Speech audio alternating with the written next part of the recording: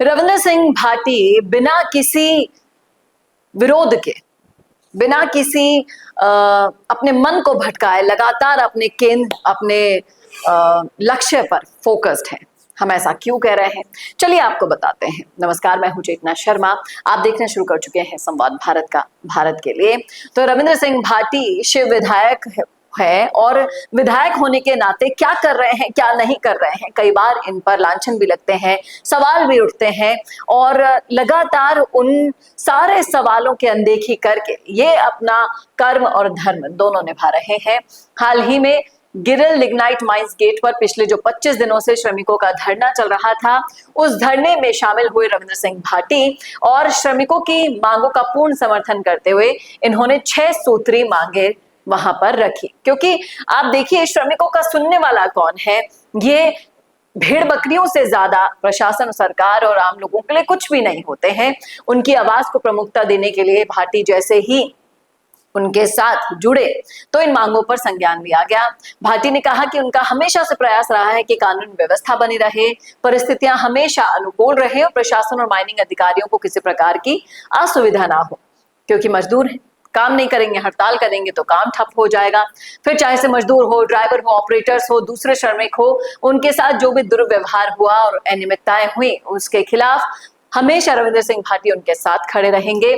और माइंस प्रबंधन पर सवाल उठाते हुए उन्होंने साफ साफ कह दिया कि जब साइट पर फेसिंग ही नहीं है, रात में खनन करने के लिए पर्याप्त लाइटिंग व्यवस्था नहीं है और डंपिंग का भी कोई ठोस समाधान नहीं है, तो सोचना चाहिए भाई, मजदूर भी इंसान है, उनकी जान की कीमत आपके लिए नहीं है लेकिन उनके परिवार वालों के लिए तो है।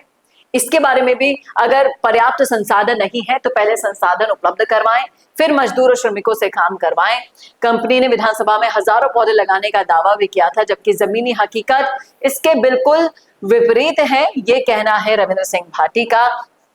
अब कंपनी इन आरोपों को किस कदर संज्ञान में लाती है, किस तरह से श्रमिकों और मजदूरों को सुविधाएं देकर काम शुरू करवा पाती है, लेकिन इतना तो तय है कि रविंद्र सिंह भाटी जब इस मामले में कूद पड़े हैं तो ये मामला बिना सुलझाए तो बंद होने वाला नहीं है भाई साहब।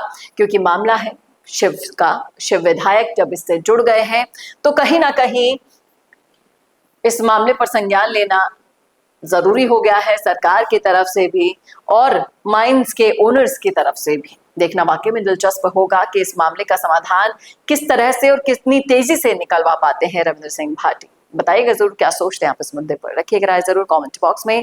कैसा लगा वीडियो बताना ना भूलेगा और ऐसे वीडियोस के लिए देखते रहिए संवाद भारत का, भारत के लिए। नमस्कार दोस्तों, अगर आप भी रियल एस्टेट में काम करते हैं तो हम आपके लिए लेकर आए हैं गुड न्यूज। आजकल के डिजिटल जमाने के अंदर आपकी प्रॉपर्टी का अच्छा वीडियो कंटेंट होना बहुत जरूरी है।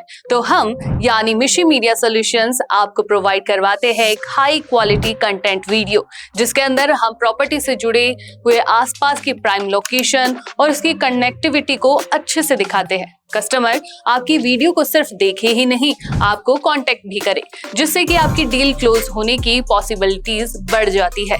तो कांटेक्ट करो आज ही स्क्रीन पर दिए गए नंबर्स पर।